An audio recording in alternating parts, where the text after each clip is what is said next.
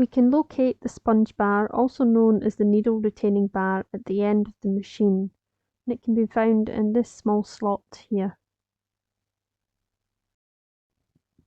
When we're ready to remove the sponge bar, we want to take something like a flat head screwdriver and insert it into the channel at one end in order to be able to push the bar out, so that the bar will slightly stick out at the opposite end. And you can either use your fingers or a pair of pliers, whichever is easier, in order to be able to catch the tip of the bar. We're coming in here with a pair of pliers in order to pull the sponge bar out. So you want to hold on to the machine. If the table is clamped down, you won't have to. If the table's not clamped, then hold the machine firmly whilst pulling the bar out. And as you pull the bar out, if I remove the carriage here,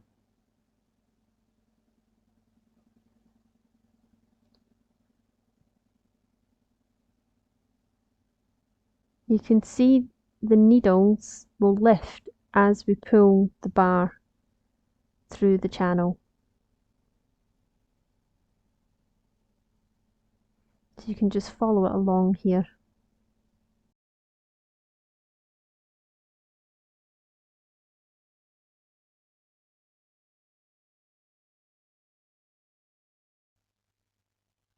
This allows you to inspect your bar, to see the condition of the sponge and decide whether or not it should need replaced. The bar I've just removed is a long-lasting one made by Smartco, but typical bars will look more like this, or perhaps in a worse condition, being completely flat. This one isn't bad, but the sponge is quite soft in comparison with the new strip which we have fitted. This newer strip, the sponge has a slightly denser feel with more spring. When we're ready to reinstall our bar, we'll place it with the sponge facing down into the machine. As you place it into the machine, you want to take something with a flat edge like a needle pushing tool or a ruler. Place the tip of the bar into the channel for the machine. Press down with the flat edge onto the needles as you feed the bar in from the side.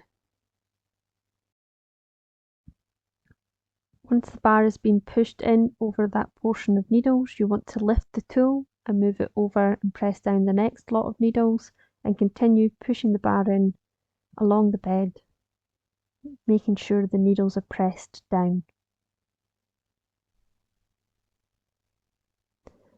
If you find that you've pushed the bar too far past the pressed down portion of needles, which you can see here, there are a few needles that won't press down.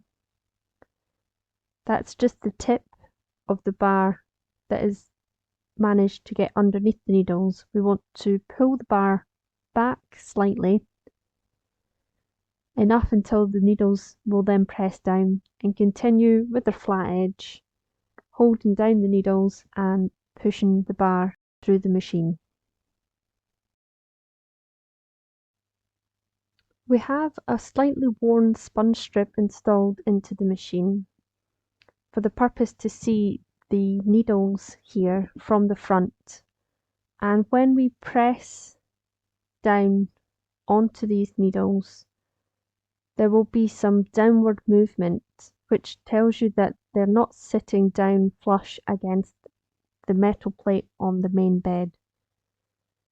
The sponge bar isn't too badly worn, however, if the machine started to miss pattern or drop stitches, that's when I would suggest to take the bar out and replace the sponge. With the new strip installed, we can see the needles sit much further down closer to the metal plate of the main bed. And when we press on the end of the needles, there should be a lot less movement. Don't forget to subscribe and hit the thumbs up button if you enjoyed this video. Feel free to leave a comment, and until the next time, you've been watching Button Mouse the Wee Machine Knitter.